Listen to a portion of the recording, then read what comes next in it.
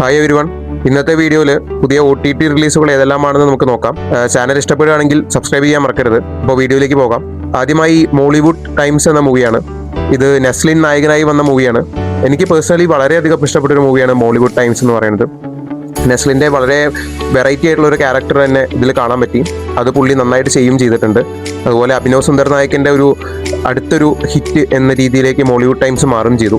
എന്തായാലും ഇതിപ്പോൾ OTT release ആവാൻ പോവുകയാണ്. ജൂലൈ 3-നാണ് OTT റിലീസ് ആവുന്നത്. ജിയോ ഹോട്ട്സ്റ്റാർ ആണ് ഇത് ഏറ്റെടുത്തിരിക്കുന്നത്. അപ്പോൾ OTT റിലീസായിട്ട് ജൂലൈ 3-ന് ജിയോ ഹോട്ട്സ്റ്റാറിൽ ഇത് കാണാൻ പറ്റും. അടുത്തതായി കുണ്ടല പുരാണം എന്ന് പറയുന്ന മൂവിയാണ്. പേഴ്സണലി ഞാൻ ഈ മൂവി കണ്ടിട്ടില്ല. സൈന പ്ലേ ആണ് ഇത് ഏറ്റെടുത്തിരിക്കുന്നത്. നമ്മുടെ ഇന്ദ്രൻ ചേട്ടൻ പ്രധാന കഥാപാത്രമായി വന്ന മൂവിയാണ്. ഇതൊരു ഗ്രാമീണ പശ്ചാത്തലത്തിൽ നടക്കുന്ന ഒരു ഫാമിലി ഡ്രാമയാണെന്നാണ് അറിയാൻ സാധിച്ചത്. അപ്പോൾ ജൂൺ അവസാന വാരമായിട്ട് കുണ്ടലപുരാണം സ്ട്രീമിംഗ് ആരംഭിക്കുമെന്നാണ് പറയുന്നത്. താല്പര്യമുള്ളവർ കണ്ടു നോക്കി അഭിപ്രായം പറയാം. അടുത്തതായി വിശാഖപട്ടണം എന്ന് പറഞ്ഞ സീരീസാണ്. ഇത് തെലുങ്ക്, തമിഴ്, ഹിന്ദി എന്നീ ഭാഷകളിലൊക്കെ OTT റിലീസ് ചെയ്യുന്നുണ്ട് കേട്ടോ. എനിക്ക് പേഴ്സണലി ഇഷ്ടപ്പെട്ടൊരു സീരീസാണ് വിശാഖപട്ടണം എന്ന് പറയുന്നത്. ഇത് ആമസോൺ പ്രൈമിൽ ജൂലൈ 2 മുതൽ സ്ട്രീമിംഗ് ആരംഭിക്കും. അടുത്തതായി മരീചിക. ഇത് C5-ലാണ് സ്ട്രീമിംഗ് ആരംഭിക്കാൻ പോകുന്നത്. ഒരു ക്രൈം ത്രില്ലർ മൂവിയാണ്. എനിക്കൊരു ആവറേജ് എക്സ്പീരിയൻസ് അല്ലെങ്കിൽ ഒരു എബോവ് ആവറേജ് എക്സ്പീരിയൻസ് എന്നൊരു മൂവിയാണ് മരീചിക. അത്യാവശ്യം കുഴപ്പമില്ല കേട്ടോ. നമ്മുടെ അനുപമ പരമേശ്വരനൊക്കെ ഉണ്ട് മലയാളത്തിൽ നിന്ന്. നല്ല ആക്ടിങ് തന്നെയാണ് കാഴ്ചവെച്ചിട്ടുള്ളത്. പിന്നെ അടുത്ത മൂവി ഹയ എന്ന് പറഞ്ഞ മൂവിയാണ്. ഇത് ഞാൻ കണ്ടിട്ടൊന്നുമില്ല. ഇതിന്റെ പേര് കേൾക്കുന്നത് ഇപ്പോഴാണ്. എന്തായാലും താല്പര്യമുള്ളവരൊക്കെ കണ്ടു നോക്കാം. അടുത്ത് തന്നെ സ്ട്രീമിംഗ് ആരംഭിക്കാൻ ചാൻസ് ഉണ്ട്.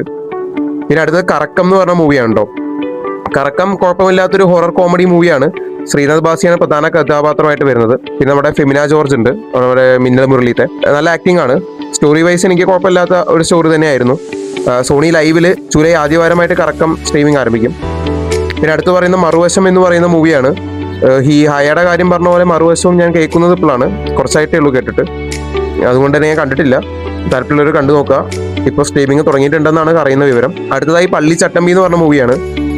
കാട്ടുചമ്പകം പൂത്തോട്ടെ എന്നൊരു പാട്ട് മാത്രമാണ് ആ ഒരു സിനിമയിൽ ഒരു നല്ല കാര്യമായിട്ട് എനിക്ക് തോന്നിയിട്ടുള്ളത്. പിന്നെ അതുപോലെ ക്യാമിയോ ആയിട്ട് വന്ന പൃഥ്വിരാജിന്റെ ബോഡിയും, ഈ രണ്ട് കാര്യങ്ങൾ മാത്രമേ അതിൽ പോസിറ്റീവായിട്ട് എനിക്ക് തോന്നിയുള്ളൂ. പിന്നെ ഓഫ് കോഴ്സ് ടോവിനോയുടെ അഭിനയം ഉണ്ട് കേട്ടോ. അത് പിന്നെ എടുത്ത് പറയേണ്ട കാര്യമൊന്നുമില്ല. പുള്ളി എന്ത് ചെയ്താലും അടിപൊളി തന്നെ ആയിരിക്കും. അപ്പോൾ സ്ക്രിപ്റ്റിൽ വലിയ കാര്യമൊന്നുമില്ല, ഗുണമൊന്നും ഉണ്ടായില്ല.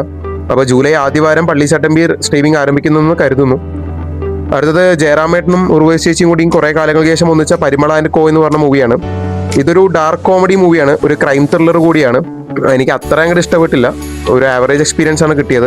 എന്തായാലും C5 ആണ് ഇപ്പോൾ ഏറ്റെടുത്തിരിക്കുന്നത്. അധികം വൈകാതെ തന്നെ C5-ൽ സ്ട്രീമിംഗ് ആരംഭിക്കുമെന്ന് പ്രതീക്ഷിക്കാം. അടുത്തതായി നമ്മുടെ ഇക്കയുടെ ഇപ്പോഴും പെട്ടിയിൽ കിടക്കുന്ന മൂവിയാണ് ബസൂക്ക. ഇത് ജൂണിൽ വരുമെന്നായിരുന്നു പ്രതീക്ഷിച്ചിരുന്നത്. പക്ഷേ വലിയ വിവരമൊന്നുമില്ല. ജൂണൊക്കെ തീരും. ഇനി ജൂലൈയിൽ പ്രതീക്ഷിക്കാം. അടുത്തതായി ബൾട്ടി എന്ന് പറഞ്ഞ മൂവിയാണ്. ഇത്രയും അടിപൊളി മൂവി ഇപ്പോഴും പെട്ടി കിടന്നുകൊണ്ടിരിക്കുകയാണ്. അതൊരു സ്പോർട്സ് ആക്ഷൻ മൂവിയാണ്. സൈനികത്തിന്റെ ഒരു കൂടുതൽ എഫേർട്ട് ഇട്ട ഒരു മൂവി ആയിട്ടും കൂടി എനിക്ക് ബൾട്ടി തോന്നി. ഇത് ആമസോൺ പ്രൈമിൽ അടുത്ത് തന്നെ സ്ട്രീമിംഗ് ആരംഭിക്കാൻ ചാൻസ് ഉണ്ട്. അടുത്തതായി ഇക്ക എന്ന് പറയുന്ന ഒരു കോർട്ട് റൂം ഡ്രാമ മൂവിയാണ്. നമ്മുടെ അക്ഷയ് ഖന്നയൊക്കെ ഇതിലുണ്ട്. നെറ്റ്ഫ്ലിക്സ് ആണ് ഇത് ഏറ്റെടുത്തിരിക്കുന്നത്. ജൂലൈ 10 മുതൽ ഇക്ക സ്ട്രീമിംഗ് ആരംഭിക്കും. അടുത്തതായി നമ്മുടെ രാജുവേട്ടന്റെ വിലായത്ത് ബുദ്ധ എന്ന് പറഞ്ഞ മൂവിയാണ്. ജൂലൈയിൽ സ്ട്രീമിംഗ് ആരംഭിക്കുമെന്ന് പ്രതീക്ഷിക്കാം. ചിലപ്പോൾ അത് പ്രതീക്ഷയായിട്ട് തന്നെ നിൽക്കാനും മതി.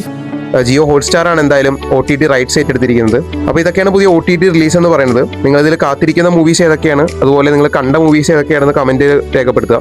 പുതിയ OTT റിലീസുകളെ കുറിച്ച് അറിയുന്നതിനും മൂവി ഒപ്പീനിയനുകളെ കുറിച്ച് അറിയുന്നതിനും ഈ ചാനൽ സബ്സ്ക്രൈബ് ചെയ്യുക. Okay, by.